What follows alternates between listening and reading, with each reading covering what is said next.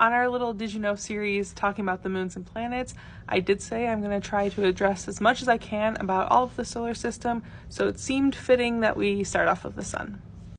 The sun makes sense as a perfect place to start because it is the sun of our solar system. It is the star that all of the planets in our solar system and everything else orbits around. So as I just said, the sun is a star, and a lot of people get confused by that because most people just assume all stars are basically the same, like just those points of light that you see every night. But the sun's up during the day and it gets confusing, but the sun is a star. It undergoes nuclear fusion, just like a star and every other star. It is a star. It's just the star that we belong to, like our solar system. It's our star, if you will. Our sun is about halfway through its life, about 4.6 billion years old, similar to the age of our solar system, about 4.5 billion years old. It's about halfway through its life, meaning it will die in about 5 billion years.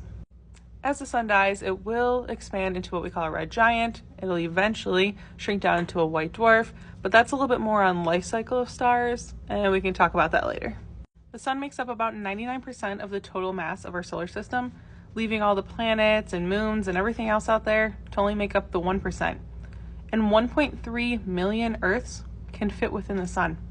The sun has its own atmosphere, just like we have an atmosphere. However, the sun's atmosphere is different. It's made up of the chromosphere, the photosphere, and what's called the corona, which is what you can see, that white ring, during a total solar eclipse. The sun is so exciting, from solar flares to sunspots to quite literally being what we revolve around, us and everything else in our solar system. The sun is truly phenomenal.